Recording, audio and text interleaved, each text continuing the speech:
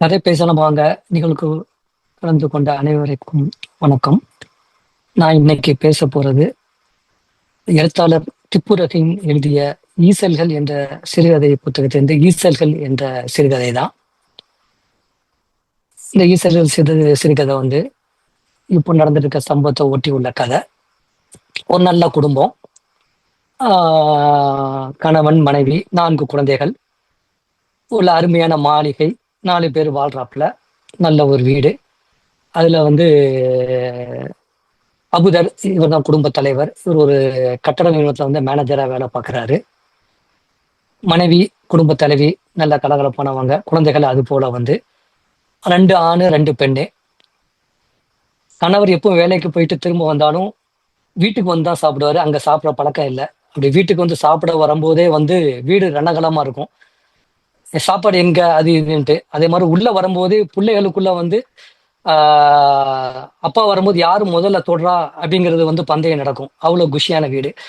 அது மூத்தவன் சுஹைப் விட்டு கொடுத்துருவாப்புல. 2வது குழந்தை கதிஜா, அவ விடமாட்டா. அந்த மற்ற 2 குழந்தைகள், 3வது 3 வயசு குழந்தை தான். அவங்களுக்குள்ள போட்டி, குழந்தை தொடருது. அவ்வளவு ஒரு அழகான குடும்பம், நல்லா சந்தோஷமா ஓடிட்டு இருக்க குடும்பம். இவங்களுக்குள்ள நல்ல ஒரு அண்டர்ஸ்டாண்டிங். பிள்ளைகள்லாம் வெளியே விளையாட போகாது. வீட்டுக்குள்ளேயே தான் விளையாண்டுட்டு இருப்பாங்க. நல்ல சாப்பாடு. அன்னைக்கு மந்தி எப்பவும் போல இந்த கூசுலாம் வச்சு நல்லா சாப்பிட்றாங்க. நல்லா சாப்பிட்டு முடிச்சுட்டு அதுலேயும் நல்லா கிண்டல் கேலியோட சாப்பிட்றாங்க. சாப்பிட்டு முடிச்ச உடனே கடைசி புள்ள ஆயிஷா, அவ ரொம்ப சுட்டியான குழந்தை, சரிங்களா? அவளுடைய சுட்டியை எல்லாரும் ரசிக்கிற அளவுக்கு இருக்கும். ஆனா சாப்பிட்டு முடிச்ச உடனே குழந்தைய நடுவுல வச்சு விளையாட வச்சு எல்லாருமே ரசிப்பாங்க. நல்லா ரசனையா போயிட்டு இருந்த வீடு. ஏன்னா நைட்டு படுக்கிறதுக்கு எல்லாரும் படுத்தாலும் ஆயிஷா படுக்க மாட்டா. அவரோட சுட்டித்தனத்தை நல்லா காமிச்சிட்டு நைட்டு உறங்க போறதுக்கு லேட் ஆகும். அப்படி உறங்கிய பின்ன அந்த வார இறுதினால இவங்க எப்பவுமே வேலை முடிச்சுட்டா குழந்தைகள்லாம் படுக்கிறதுனால கணவன் மனைவி 2 பேரும், மரியம் மனைவி பேர், இவர் அபுதர், 2 பேரும் மொட்டை மாடியில போய் தான் உட்காந்து பேசுவாங்க. அதே போல அன்னைக்கு நைட்டு எல்லாத்தையும் சின்ன குழந்தை ஆயிஷாவையும் தூங்க வச்சுட்டு மேலே போய் உட்காந்து பேசுறாங்க. பேசிட்டு இருக்கும்போது நல்ல பையனை படிக்க வைக்கணும், எங்க படிக்க வைக்கலாம், கடைசி குழந்தைய சேர்க்கணும், இன்ஜினியர் ஆக்கணும், டாக்டர், எல்லாருடைய தகப்பனுக்கும் பெற்றோருக்கும் உள்ள கவலை, அதை பத்தி சேர்க்கணும் பேசிட்டு இருக்காங்க. அதுக்கப்புறம் மடியில படுத்துட்டே பேசும்போது கவிதைகள்லாம் வரும்ல. மனைவியை பார்த்தவொடனே நல்ல கவிஞர் போல நல்ல பாடுறாரு. அதுவும் 13வது நாள் நிலவு. அதை பார்த்துட்டு சொல்றாரு, ஏ நட்சத்திரமே, உன்னை அழகென்று வர்ணிக்க நினைக்கின்றேன். எனக்கு பொய் சொல்ல வராது. ஏன்னா உன்னை விட என் மனைவி அழகுன்னு சொல்லி பொண்டாட்டி சொல்றேன், ரொம்ப பொய் சொல்லாதீங்க அப்படின்னு நல்ல ஜாலியா போயிட்டு இருக்கு. நல்ல கதை பேசினா. சரி, நைட்டு பனி இறங்க ஆரம்பிச்சுட்டு வாங்க கீழே போய் படுக்க போகணும்னு படுக்க வந்துடுறாங்க. படுக்க வந்துட்டாங்க. எல்லாரும் படுத்துட்டாங்க. அன்னைக்கு உறங்குறாங்க. இந்த பாட்டு அப்படியே முடியுது. அடுத்து படுத்துட்டு இருக்கும்போது திடீர்னு வெளியே ஒரு ஆள் யா அபுதர், யா அபுதர் அப்படின்னு சத்தம் போடுறாப்புல. இவன் நல்லா தூங்கிட்டாப்புல. தூங்கினா எஞ்சி, எந்த காசா, என்ன ஆச்சுன்னுங்க, நமக்கு வேண்டிய கோதுமையும் பண்டமும் வந்திருக்கு, உன் பையனை அனுப்பிச்சு வை அப்படிங்கிறாப்புல. சரி சரி, சுஹைப் நீ எஞ்சி போடா அப்படின்னு சொல்றாப்புல. பையன் கையில படுத்து கிடக்குறான். இந்த நமக்கு சாப்பாடு வந்திருக்கு, போய் வாங்கிட்டு வா அப்படின்னு எழுப்பி விடுறாப்புல. சுஹைப் எந்திரிச்சு ஓடியே போயிடுறான். போய் சாப்பாடு வெங்கத்துக்கு போடுறான். ஒரு 5 கிலோமீட்டர் போகணும். போயிட்டு இருக்காப்புல. அப்போ கடைக்குட்டி ஆயிஷா இவனுடைய மேல படுத்துருக்காப்புல. படுத்தவொடனே இந்த சவுண்டை கேட்டுட்டு ஆயிஷா எஞ்சிக்கிறா. எஞ்சி நிக்க முயல்றா. அவளால எந்திரிச்சு நிக்க முடியல, விழுந்துடுறா. அபுதரும் கையை நீட்டுறான். அவனும் பாக்குறான், அவனால எந்திரிக்க முடியல. அவனும் பல தடவை மூச்சுதான். ஆயிஷா எந்திரிக்க எந்திரிச்சு நின்னுறா ஒரு கட்டத்துல. சரிங்களா? நல்ல குடும்பமா நல்ல ஓடியாடி இருந்த குழந்தை தான். பட் அவர் நல்ல ஒரு துக்கமான சம்பவம் தான். இந்த குடும்பமுடைய இதே மாறிச்சு. பையன் போயிடுறான். இவங்க நல்லா அருமையான வீட்டுல இருந்து இவங்களுக்கு ஒண்ணுமே இல்லாம போயிடுது. ஒரு நாள் இவன் போன பையன் அப்படியே போறதுனால அடுத்த நாள் காலையில என்ன செய்யனே தெரியல. ஒரு அசம்பாவிதம் நடந்துக்கு. ஏன்னா படுத்திருந்த அன்னைக்கு மாடியில படுத்து கீழே இறங்குறாங்கல்ல, அன்னைக்குதான் அவங்களுக்கு ஊர்ல ஒரு பெரிய ஒரு ஏவுகணை விழுந்து இவங்க வீட்டு மேல விழுந்து எல்லாரும் இறந்துடுறாங்க. அந்த ஊரே இதாயிடுது. நல்ல அழகான ஊரு. ஏன்னா ஒரு சைட்ல மலை, இன்னொரு சைட்ல குன்று, கடல். அப்படி அந்த குன்று நிறைய ஊர் ஃபுல்லா ஆலிவ் மரம், நல்ல அரசி, நல்ல ஒரு பசுமையான இது. இப்போ அந்த ஏவுகணைனால இவங்க வீடு மட்டும் இல்லை, அந்த சுற்று வட்டாரம் எல்லாமே ஒரு ஏவுகணை தாக்குறதுனால ஒரு குப்பை கூலமா போயிடுச்சு. போயிட்டு அப்படியே போயிடுச்சு. அப்படி போயிட்டு இருக்கும்போது இவங்க வந்து நல்லா வாழ்ந்த குடும்பம்.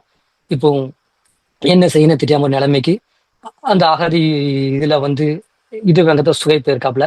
அப்போ படுத்து வந்து இது சம்பவம் நடந்து 2 நாள் நல்லா படுத்துட்டு இருக்காப்புல. ஹாஸ்பிட்டல்ல வந்து சுகைப் வந்து இருக்காப்புல. அப்பா வந்து அபுதர் வந்து 2 நாள் கண்ணை முழிக்கிறாப்புல. கண்ணை முழிச்சு கேட்ட உடனே அபுதர் அபுதருடைய பையன் சுகைப் நிற்கிறான். டேய், தங்கச்சி தம்பி எல்லாம் எங்கன்னு கேட்கிறாப்புல.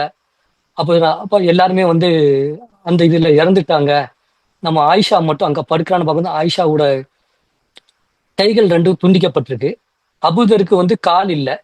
இதை பார்த்து அழுது வந்து அபுதர் அப்படியே 2வது மயங்கி விழுந்துடுறாப்புல. பட் அங்க யாருமே யாருக்கும் ஆறுதல் சொல்ற நிலைமையில இல்ல.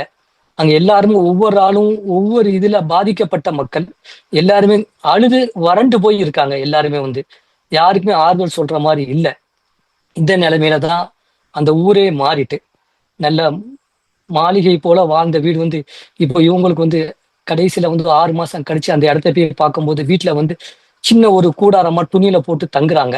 அங்கதான் வந்து தங்கும்போது இவங்களுக்கு வந்து சாப்பாடு வந்து சொல்லும் போது இந்த பையனும் இந்த சாப்பாடு வாங்க போறான். ஒரு 5 கிலோமீட்டர் வந்து போறான். சொன்னா அங்க போய் அங்க சாப்பாடு கோதுமை தின்பண்டங்கள்லாம் வாங்கிட்டான். வாங்கிட்டு வந்து திரும்ப வரணும். அப்போ வந்து இவன் திரும்ப வந்து வீட்டுல அப்பாவும் குழந்தையும் மட்டும் தான் மீதி எல்லாரும் இறந்துட்டாங்க. 2 குழந்தைகளும் மனைவி இறந்ததுனால இவன் உடனே வீட்டுக்கு போகணும். ஏன்னா அப்பாவுக்கும் அம்மா தங்கச்சியும் தேடுவான்னு சொல்லி இவன் உடனே கிளம்புறான். அப்ப கூட டே நில்றா மொத்தமா போகும். இல்ல, தங்கச்சியும் அப்பாவும் தேடுவாங்க. ஏன்னா பையா இவனுக்கு வந்து பண்டமும் இந்த கோதுமை கிடைச்சோன்னா தங்கச்சி ரொம்ப ஆசையா சாப்பிடணும் சொல்லி வேகமா போகணும்னு ஓடியே வரான். ஓடியே வந்துட்டு இருக்கும்போது நல்ல குஷியில வரான். பையன் நல்ல படிக்கிற பையன். இவன் வந்து ஒரு கால்பந்து விளையாட்டு வீரன். இவன் படிக்கும்போது நல்ல இடத்த விளையாட போகணும்னு நினைச்சிருந்தவன் இன்னைக்கு வந்து இதை மாதிரி நிலைமைக்கு வாழ்க்கையே மாறிட்டு வீட்டுக்கு இன்னும் 1/2 கிலோமீட்டர் தான் தொலைவில் இருக்கு. வீடு போய் சேர போகணும். சேர போற சமயத்துல ஒரு ட்ரோன் வந்து இறங்குது. அந்த ட்ரோன் இறங்கி இந்த சிறுவனுடைய மேல ட்ரோன் இறங்கி அப்படி இவனும் வந்து துகளா ஆயிடுறான். அந்த ஈசலின் போல இவனும் துகளா ஆயிடுறான். அப்போ கூட வந்தது பின்னாடி வராங்க பாருங்க. நல்ல வேளை அந்த இடத்துல யாருமே இல்ல. பட் இந்த சுகைப்பு இறந்து போன தடையும் இல்லாமே அந்த இடம் வந்து அப்படி ஆயிடுச்சு. யாருக்கும் இந்த சுகைப்பு வந்து இந்த உலகத்துல வாழ்ந்தானா அப்படிங்கிறது வந்து ஒரு தெரியாத அளவுக்கு அந்த இடம் ஃபுல்லா ஆயிடுச்சு. பட் அந்த பண்டங்கள் எல்லாமே கொஞ்சம் பட் வீட்டுல வந்து அபுதர் தந்தையும் ஆயிஷா 3 வயசு ஆயிஷா கைகள் இல்லாம அண்ணன் பண்ண கோதுமையும் தின்பண்டமும் சாப்பிடறதுக்கு கொண்டு வருவான்னு வெயிட் பண்ணிட்டு இருக்காங்க. ஒரு சரியான ஒரு இதில் அப்படியே எழுத்தாளர் முடிச்சிருவாரு. இதை கேட்ட பண்ண ரொம்ப கண் கலங்கிட்டு இந்த ஃபுல் கதையை வந்து நல்ல ஃபுல்லு படிக்கலாம். பட் அது கூட வந்து வார்த்தைகள் எல்லாம் நமக்கு சொல்லக்கூட மனசு இல்லை. அவ்வளவு இது சொல்லுவாரு. பேசி தீர்க்க வேண்டிய பிரச்சனை ஏன் பேசலன்னு தெரியல. எளிதா பேசலாம். ஒரு எளிமையான வாயால பேசணும்னு நினைக்கிறாங்க. ஒரு கூட்டம் ஏவுகணையால பேசணுங்க. எல்லாம் இந்த மண்ணில் யார் எங்க வாழணும் ஈஸியா பேசி தீர்த்தரலாம். ஏன் பேசி முடிக்க மாட்டேங்கன்னு தெரியலன்னு ஒரு வார்த்தையை சொல்லி நல்ல விரிவா எழுதியிருப்பாரு. அதெல்லாம் படிக்கும்போது கண்ணு கலங்கிறது. இதோட இந்த கதையை அப்படி முடிச்சிடுறாரு எழுத்தாளர். நன்றி. நன்றி.